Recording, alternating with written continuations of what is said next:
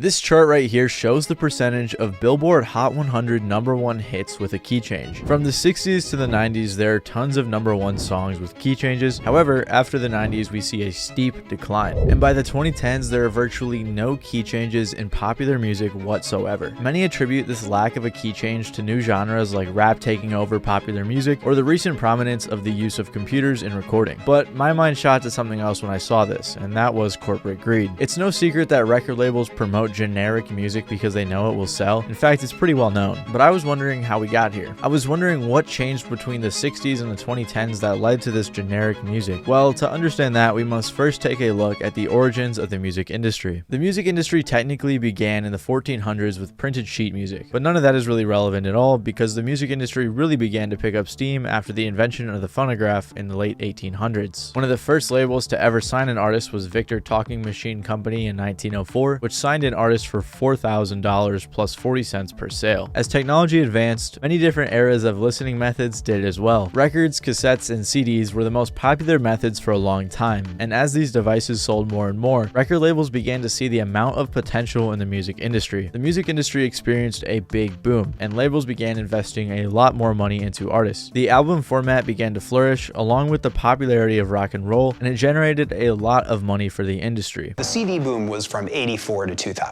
You actually had to drive your car to the Tower Records and buy a CD for $18 to get the one song you liked. And so that was a good model. It made the industry tons and tons of cash. As profits for record labels began to grow, they gave artists larger advances to invest and experiment more with their music. The reason that I'm bringing all of this up is to emphasize how important physical copies of music were. To get into stores and to get people to listen to your music, you needed to be with a record label, because record labels were in charge of producing and distributing the music. Of course, you could do this independently, but it was a lot harder. And record labels were also in charge of marketing. For a long time, record labels were extremely important and the industry was generating a ton of revenue. However, that would all change with the introduction of the internet. Not only did the internet shake up the music industry, but it shook up everyone's lives. Nowadays, almost everyone is extremely dependent on the internet, so it can be scary to think that hackers could easily access your information. That is why this video is sponsored by Surfshark. Surfshark is a VPN that can keep your online identity safe and secure by encrypting the data that you send between your device and the internet. This way you can keep your data safe from evil companies and hackers. They have a feature called Clean Web that blocks ads, trackers, malware, and phishing attempts, which is extremely useful when browsing the internet nowadays when every single website has a million annoying, harmful pop-ups. It also hides your IP, which protects your privacy online. Surfshark is available both on PC and mobile devices, and you can use it to change your location in real time, allowing you to virtually travel to anywhere around the globe. One of my personal favorite things about this VPN is changing my location so I can access music early, because personally I hate staying up to the late hours of midnight just to listen to some music, so it's nice to get it a little early before everyone else. You can also watch TV shows and movies that aren't available in your region just by changing your location within the VPN. And unlike Netflix, you can have your one Surfshark account across all of your devices. If you use code MattyB at checkout right now, you can get 83% off and 3 extra months for free. Surfshark also offers a 30-day money-back guarantee, so you can give it a test run right now for no risk. So make sure to click the link in the description below and use code MattyB to get Surfshark right now. Anyways, back to the video. If you look at total revenue for recorded music on the RIAA's website and adjust for inflation, you will see that revenue peaked in 1999, along with CD sales peaking that same year. That's because in 1999, Shawn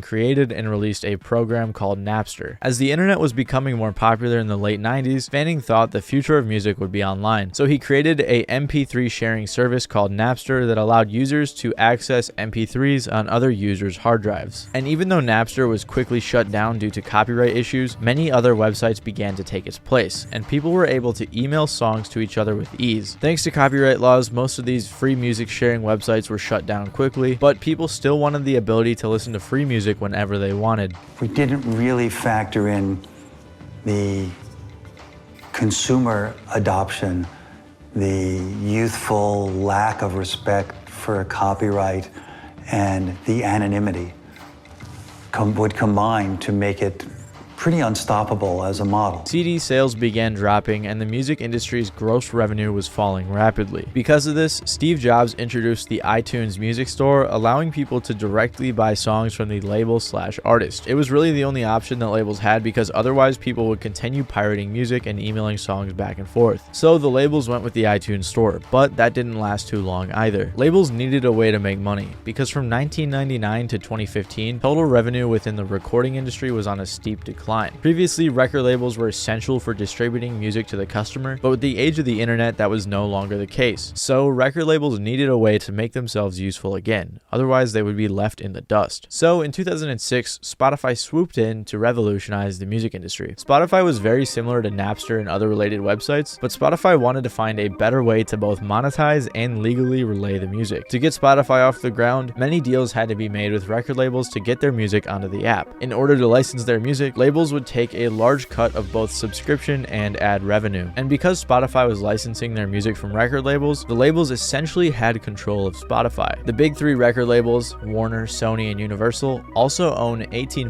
of Spotify, so they have a ton of power when it comes to decision making. And according to some statistics, record labels today actually control over 70% of Spotify playlists. Here's a chart that shows how people listen to music, with over 50% of the musical consumption coming from streaming services. And since labels have a lot of control over streaming services, it's very easy for them to push their music. On top of that, radio accounts for 16% of the musical consumption, and it isn't too hard for labels to get their songs on the radio. Technically, it's illegal for labels to pay for their music to be put on the radio, but they've found ways around it through programs like On the Verge or other loopholes. And if you look at the music industry's revenue, it's began to climb back up ever since 2015 thanks to the rise of these streaming services. And also, since labels were losing so much money following 1999, they started taking larger percentages of revenue shares and also introduced 360 deals, essentially allowing them to have more control over their artists and take more money. Depending on the type of contract you sign, labels can even tell you what type of music to make, the cover art to use, and the lyrics to write. That is if they let you write your own lyrics, which, as Lupe Fiasco told us, sometimes they have teams of people ready for you to write your songs for you. It's pretty crazy. I did a whole video on it, so you should check it out after this one. But the focus of this video isn't the money that artists are making, it's the music itself. So even though the internet allows for more freedom than ever before, record labels were able to weasel their way back into the control room of the music industry. And I'd argue that in some senses, record labels have more control now than they did back in the day. And that's because they can promote songs in ways that seem organic, deceiving the listener, and thanks to things like 360 deals, record labels have much more control over the artist and the actual music. Obviously, back in the day, you typically needed a record label to even be successful in the music industry, but nowadays, labels have a much more sneaky way of controlling what you hear. And that's what I'm trying to get at, so don't get mad at me in the comments for that statement. But what does all this mean for the music itself? How are these record labels ruining music? What does all this have to do with the chart that I showed in the beginning? Well, there is an almost direct correlation with when Napster started in 1999 and the lack of key changes in hit songs. Following the introduction of streaming services and the control record labels gained in the early 2000s, you can see the graph begin to stagnate. And I saw a lot of debate about whether or not key change is an indicator of good music or what this could mean for the industry, but one thing is for sure, and that's the fact that the biggest songs in the music industry are very similar. And it's not just key changes. Popular music has been changing in many other different ways. Scientists have studied 464,000 songs and found that both melodies and sounds of instruments are becoming much more similar. Songs are also becoming shorter because of this, and streaming platforms are prioritizing those shorter songs, mainly because shorter songs are less likely to be skipped. And even if we disregard the studies that I just mentioned, you don't really need one to see that the majority of popular music is painfully similar in its respective genres. I believe a lot of this is due to the fact that when record labels gained back their influence after briefly losing it, they began developing technology that would make them even better at promoting generic popular music. And from a business standpoint, it makes sense that a label would want to put out safe music that they know people will like. In the past 2 decades, labels have even acquired technology that they can use to analyze music and predict what songs will be hits. They can use services such as hitpredictor or Shazam to see what songs will blow up. Apparently, hitpredictor was able to predict 48 out of the top 50 radio hits in 2013. There are actually even entire companies such as Next Big Sound which are dedicated to analyzing music and finding the next big sound. Previously, executives at record labels would just make these decisions based on their gut, but now they can rely on this data. And you're probably thinking that if labels keep pumping out this generic music, people will eventually get tired of it. And while that may be true for some people, science says it actually isn't for the majority. In a study done by Columbia University in 2006, they showed some people music websites with a bunch bunch of songs and told them to download their favorites. Some sites had rankings of the most popular songs and some didn't. It showed that people who saw the rankings were more likely to download the popular songs. They then did a second experiment where they did the same thing, but this time they sent out websites with the actual download statistics and then some websites with fake download statistics. The experiment proved again that believing that a song is more popular made people